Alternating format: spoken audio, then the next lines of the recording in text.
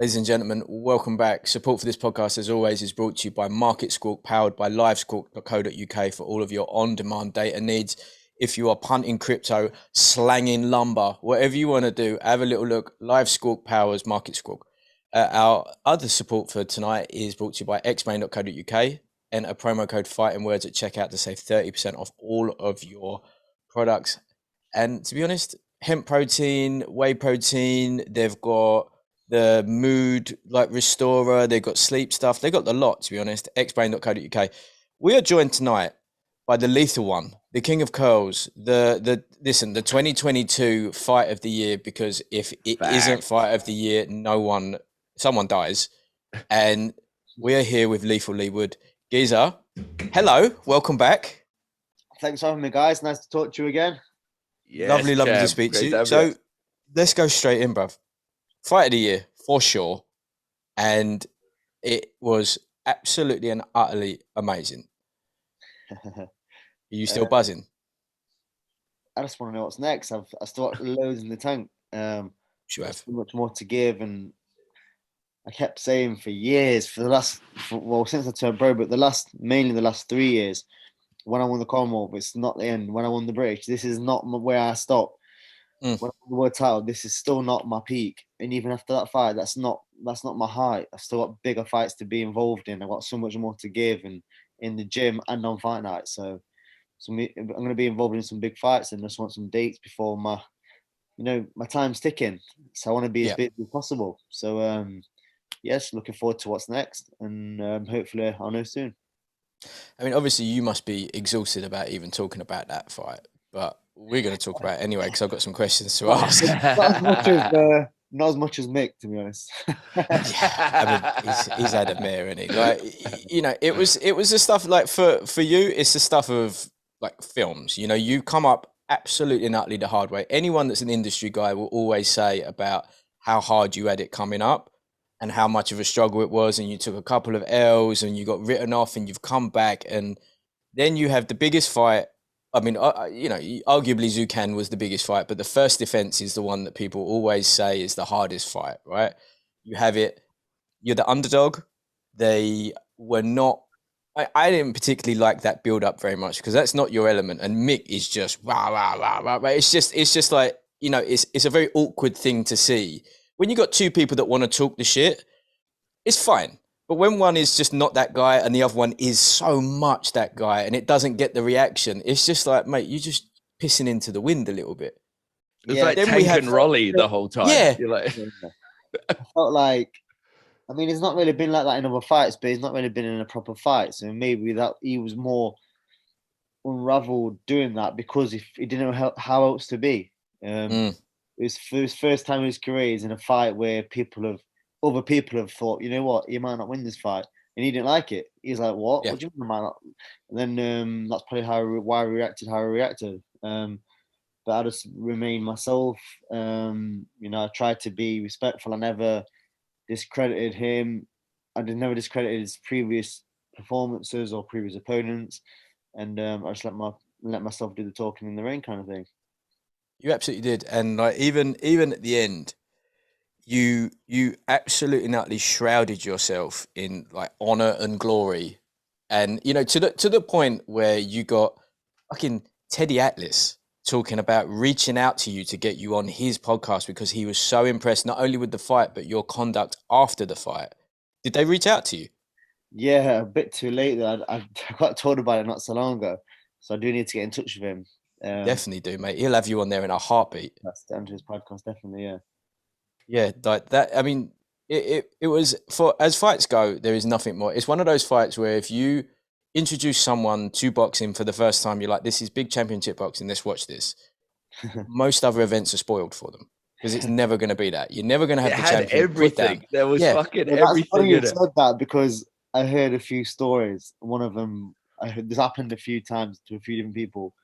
Basically, this guy took his lad to the boxing for the first time, and a lot of people from Nottingham took someone or the young lad or someone for the first time. And he said to him after, said, "Dad, wow, let's go to all the boxing.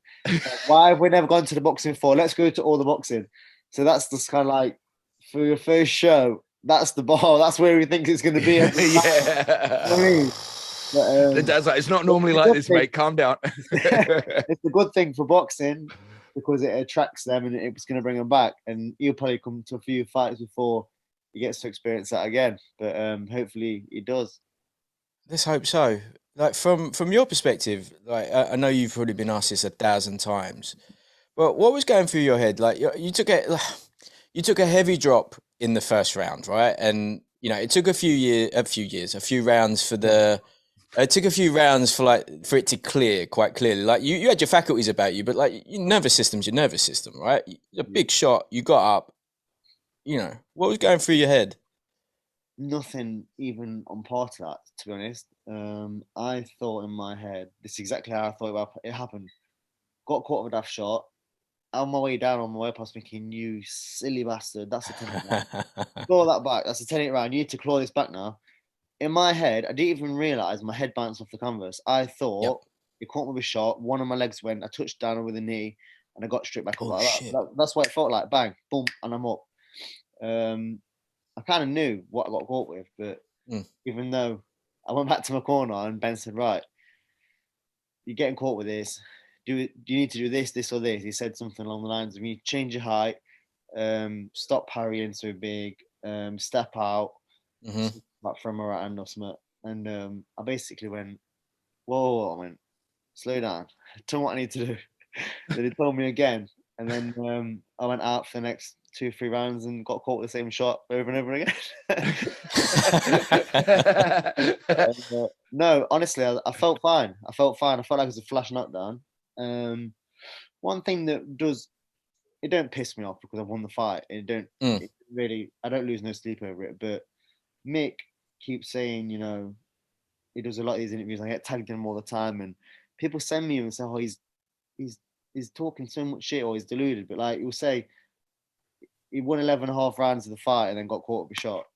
That is not what happened. And if he thinks that's what's happened, if he thinks that's what happened, the rematch is going to be so one-sided because this is what happened. There's only one lucky shot that got landed in that fight, and it was round 1, right? Yeah. And I had to get my bearings back. And my job on the night, our game plan was to break him down and stop him. I had to do that in 8 rounds effectively because my first 4 rounds I was getting my legs back. If you look at rounds 10, 11, and a tiny bit at all, he was holding for his life. Literally holding. He clamped on one. I think it was round 10. He clamped on and he had his hands behind me, locked on, and I was like, ref, and the ref went, stop. Right, lads, come here. And I thought, why don't you just give him another 30 seconds to breathe? You know? But so when he says like, 11.5 rounds, he won the fight, and then I landed a lucky shot. It's like, wow. If they think that's what happened, then he's going to be in for a shot when the rematch finally does happen. Because I've promised and vowed to everyone I will do a so much better job in the rematch and when it happens. For sure. And like, listen, he surprised. Like, he's a good body puncher, but the body work that he was doing was good, right? Very good. Your conditioning, second to none. I've like conditioning and the mind, right? Yeah. It was second to none. And the performance that you gave, like, it wasn't 11.5 rounds and you landed with a lucky shot. It was. They always say that shit. Rolly said the same. He's like, I was winning every round until I got like, bro, you got face down slept. Same with me. Also, it's like he was waiting for the right moment. Davis was setting that up. Right, when's he going to jump in? When's he going to jump in with them daft shots? He thought, oh, here we go, perfect moment. We created that perfect moment by sitting on the ropes to make him jump in for that shot. Yeah, and it's not like he was in trouble. Like he's like, I was winning. It's like, bro, he threw 25 shots that landed, and one of them did that. Like he didn't need more. It wasn't that round. It would have been the next round or the next round. The same with me. We drilled over and over till I was sick of this. The instance when I stopped him, I drilled that probably 500 times. Where I used my feints to push him back. We knew he was going to be on the ropes all night. And that's where I wanted him all night because he'd be inefficient. Yep. The moment I stopped him, pushed him back onto the ropes, I knew he was going to do this old school block thing. What he does, flick with the hand, nail him right hand, Rob caught. There's numerous shots that we drilled. That actual sequence was drilled 500 times, and he thinks that was a coincidence, or a lucky shot. That was drilled. I've got video footage. We have it as a reel on our Instagram of you drilling it with Ben. And it happening in person. We have the same thing. I found the video. Yeah, Lee Wiley put the video out. Them videos there that you seen was only a tiny snippet of it. I got back and said, right, you need to put your foot over. You need to do this. You need to do this, that bit or that bit on the drills. On the night, obviously, it took a lot longer than expected, but I got it done, and that's frankly down to drilling it so many times. People always talk about this lucky punch. It's the same. Remember Marquez when he slept Pacquiao? There's footage in the gym of him like knocking people with the exact same thing. Man, Pacquiao jumped him with his feet and he took his head off. He always does that shuffle, and after 4 fights, he got used to it. And that timing, he got the sparring partner to do that. Poor guy that had to recreate that, but he got slept as well. Masvidal with that flying knee in the UFC, like literally, he was training that. These aren't lucky, like you said. It's fucking drills. Ben Davison, my coach, and Lee Wiley enough for my scouting report down to a T. Everything I needed to do, things he was good at, things he wasn't so good at, exploiting things I need to be careful of. All the things they got it bang on. The bit that stopped him, drilled it over and over and over and over again, bang on. If you look at my previous fights, like look at my look at my British title fight against Reece Mould. Look at my Kanzu fight. Look at my approach. Look at my fight with Conlan. Did I take a backward step all night? No, because we knew what we had to do. Yeah. It's comical, but at the same time, I'm smiling because the rematch is going to be so much sweeter and so much more clear cut when it happens. So. That's what I was about to say. So is that the plan now? Is the rematch the plan, or do you? Because like I would have thought Santa Cruz. It's in my hands. I mean, if he'd have beat me, if he'd have knocked me out, would have I got a rematch? No, of course not. No, you'd been shelved. I'd have been screaming for it and he'd have been like totally blanking me. But do you know what? I want the rematch because I can do a better job and I will do a better job. And for me to beat him twice is so much better than just beating him once in the way that it happened. So yeah, but first of all, I'm not going to win a hard fight, win a big fight, and then go backwards and do it again to get what? Money. Money doesn't motivate me. So what I'm going to do is I'm hopefully going to fight Santa Cruz next, so I might vacate. I'll be another big fight or 2 big fights.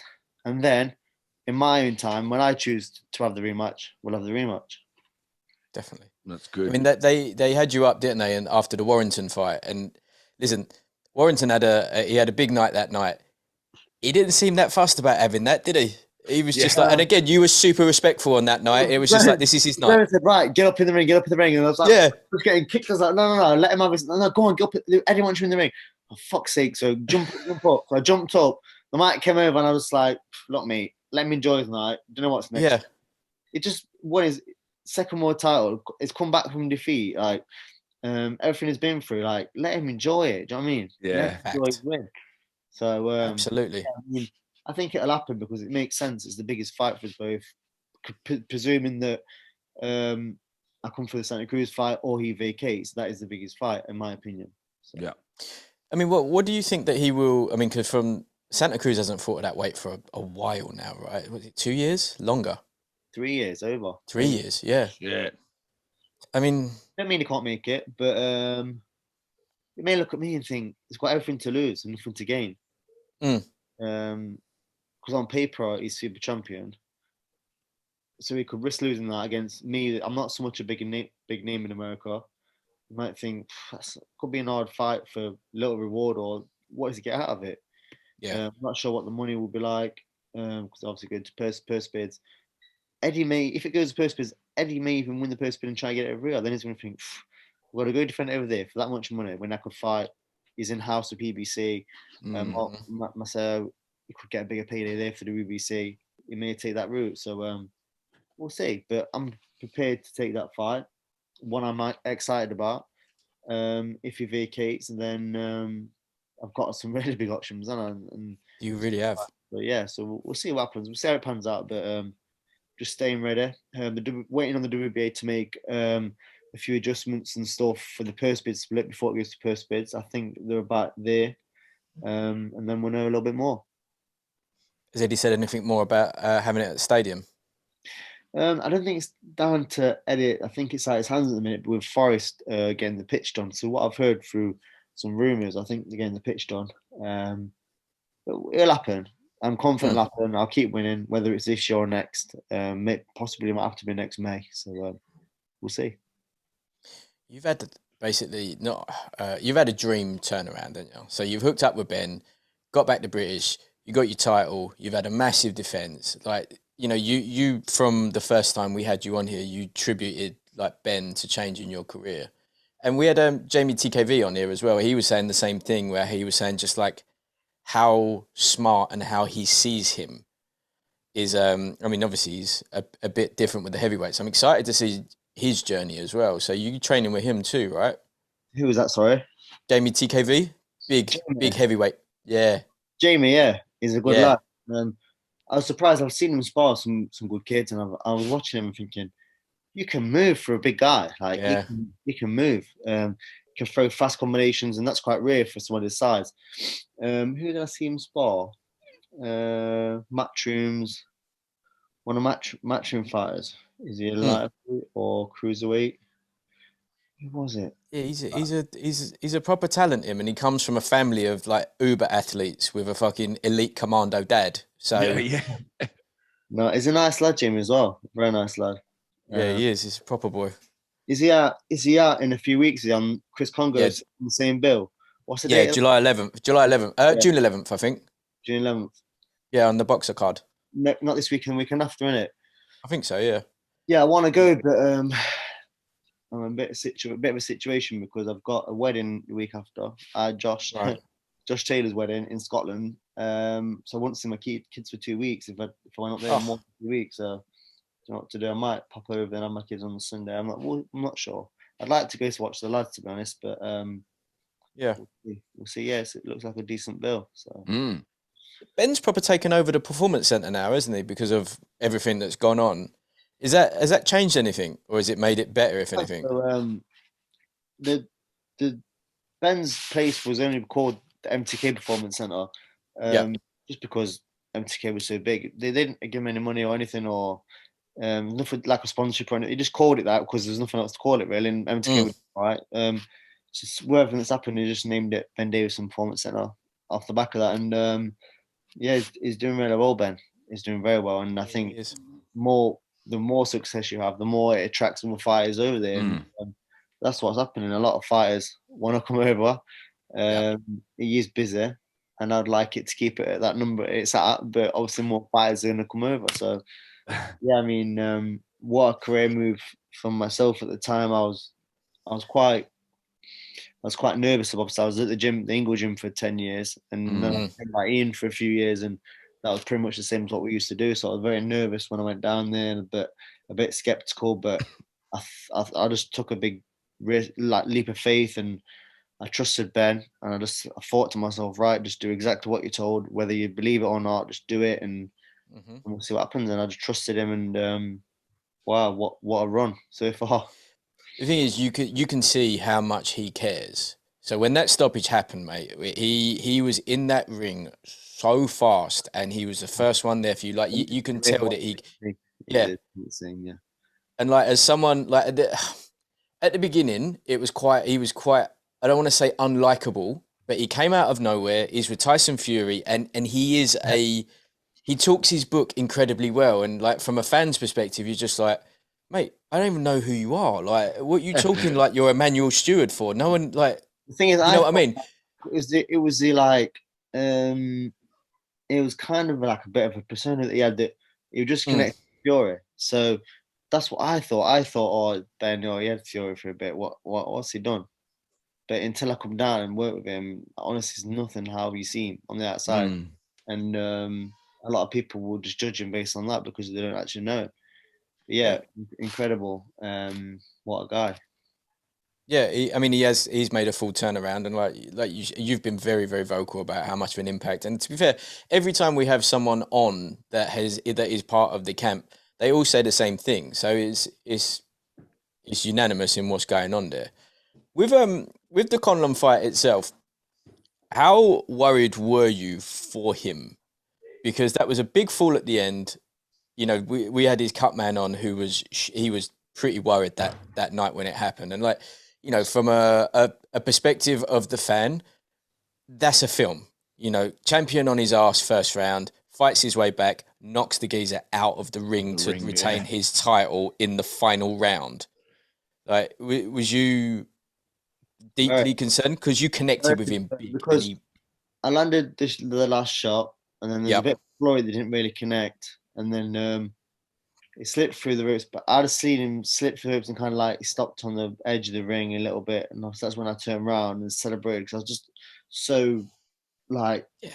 the You're emotion. allowed. Oh my Yeah, God, you're allowed. yeah, I just felt like yes, I fucking nailed him. I knew I was gonna at some point. Um, and as I turned around, I was like, and I went through so much that camp. I was very emotional after. I will get to that next. Hmm. But on just that instant, I turned around. I was like, yes. And then obviously Ben jumped in the ring, and then I think it was Eddie said, "Oh look, I don't know if he's all right. Like it looks like he's in a bad way, or he's not woke up, or Mm. he's in and out, or whatever." And then immediately I was like, no, Yeah. because I don't want to think. You just think the worst straight away. I thought, you know, he's got kids. Yep.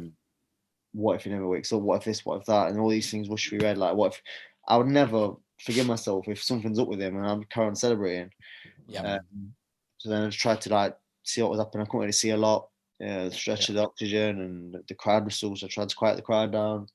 And even an hour later, I won't quiet myself in the changing room. Everyone was like buzzing, and I won't quite celebrating because although they said, "Oh look, we think he's all right," he's talking and that, but until you see it or someone says, "Look, he's had a scan and Yeah. that," you don't know. You don't know. Yeah. I mean, we were texting. I was texting Jake that night to make sure he was all right, and like Jake was, to be fair, quite good at finding out because that was the concern. You know, after that fight, because that was a hard fight, despite despite his 11.5 round bullshit, he was eating some shots, and we know how hard you hit. You know what I think as well? I think people will be in his ear saying, "You won 11.5 rounds and you got quite a one shot," and that many people would have been in his ear telling him that. Of course. He'll repeat that and think, "Well, I was winning for 11." Is actually did he actually watch it? How many times he watched it back? I don't even know. But sometimes people tell you so much stuff and the same thing, you kind of start to believe it. But anyway, later on, so in the changing room, waiting to find out. So he's up, he's talking and that. And then I started to feel a bit better, but so he still needs a scan and that. So I thought, what if something's wrong with the scan? So even that whole night wasn't really. I didn't go mad. I didn't really drink or anything. I wasn't too tired to anyway, to be honest. But I didn't really celebrate like I wasn't really buzzing. I was still waiting, and then the next morning I seen him in that. But that night we did the presser after the fight. I was so emotional because like I've been through so much. Like, do you know when I'm my first press conference in Nottingham for that fight? When the fight got made, and then I had that first press conference in Nottingham, I couldn't even throw my right hand for that. Up until just after that press conference, I couldn't throw my right hand. I had my operation in October, and my shoulder was so bad. So when I went back to training, I couldn't throw my right hand. It was still hurting me. Every time I threw my right hand, it was killing me. And I remember that press conference in Nottingham. I think it was the week before. I was doing a bit, and I was still in a lot of pain. So that was only 6 weeks before. So 6 weeks before the fight, I couldn't even throw my right hand. Yeah. And I was like, I was a bit upset with like I was just so emotional after the fight because I knew what I'd been through. Like 6 weeks before the fight, till I could even throw my right hand. I remember sparring a few times and trying to get all the things I'm practicing with Ben for the fight perfect. And, I was having so many bad spars trying to practicing what I needed to do, but against kids that knew what I was trying to practice, so that made it even harder. We were all actually hard spars anyway, and I was trying to practice these certain things, and they knew what I was trying to practice, and I just couldn't quite get it off. And one day I remember I don't really cry a lot. One time I will go out the ring, and he's like, "You all right? Yes, son." I had a bad spar. Then I went into the weights room and tried to find a corner where no one would find me. I just remember I broke down crying because it meant so much to me. I wanted to win so bad, and my spine it wasn't quite clicking, and I was so emotional. I sat down and cried in this corner where no one could see me, and fucking Ben come in and found me and he's like, "Look, you're doing everything you can do. You're gonna do it. Just everything's right. Everything's exactly where you need to be." Like, and that's how much it meant to me. I just wanted to win so bad, and so when I won. And I sacrificed a lot. Don't forget as well, different city, away from your kids, and not just that, the whole career before that, what I've been through as well. So finally, when I won, and the post fight press conference, like I was just so emotional. Like felt so. It was hard to explain. It's like it's been through so much, and I did it. And that's what it pretty much Fucking did it in style, bro. and it would be a night that myself and a lot of people will never forget. Fact. I mean, I'll never forget that fight. I can't tell you a more engaging, more exciting fight to watch than that one. I'm not saying it's the best fight of all time. I'm not saying that there's better out there, but I can't tell you off the top of my head that that's in there for me, for all of them. Drama, the up and the down, and everything. Also, fight of the year so early in the year. When does that happen? You know what I mean? Do you feel like you're where you deserve to be now? Because we've had you on before, and you've always, I mean, even at the beginning of this one, you like, there's more to come. We know there's more to come, but like at some point, do you? He is the worst style for me to get the best out of me. Yeah, I knew that before the fight. So to make me look good, he's the worst style. So against better kids, not saying that's why. Because of his style, southpaw, tricky, he's bad for anyone. Absolutely anyone. There is better kids out there, like who have got world titles, that I will look better against. So I feel like I need these fights now to show people that I can box different ways, but I had to do what I had to do on that night to win that fight. Look at the Coof fight, good fighter, better style for me. So stylistically as well, I think there is world champions out there that I'm going to look better against. So I can't wait for them fights and prove to other people that I can not only just win that way, or I can win that way, or I can box, stick to a game plan, do what these individual things, or I can dog it out.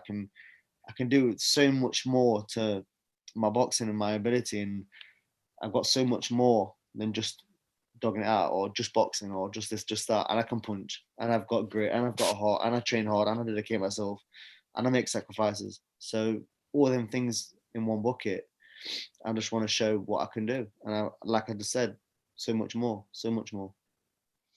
When is the expected next word? When is the date meant to be announced? I've got another week or so until the WBA are going to order the fight to post bids, and then I think that'll last a week or two, and then we should know what's happening. Nice. Mate, well, let's call that there, and when we know what's going on, we'll have a little chat. Yeah, sweet. I have Jake's got a couple of signed photos for us, and your one's gonna go right there, right in this area there. I've got my LEIGHTHAL Leigh Wood t-shirt that I train in often, and I'm so happy for you. Not only just to win the strap, to defend the strap. It's amazing to see, mate. You absolutely and utterly smashed it. Like, epic. I want to unify, you know. I want you to. I am. I'd love nothing more. Yeah. I'm going to have a great book when it finally comes out. But, speaking tour. I'm going to unify, definitely. Nice. Yeah. Mate, all the best. Thank you so much for joining us. Thank you. Thanks so much. Cheers, bro. Take care, mate. Want to know a little bit more? We'll come back on and hopefully we'll have a date. Awesome. Wicked, Look forward to it. Can't it. wait. Cheers, guys. I'll see you in a bit. Enjoy, man. Take care. Cheers, guys.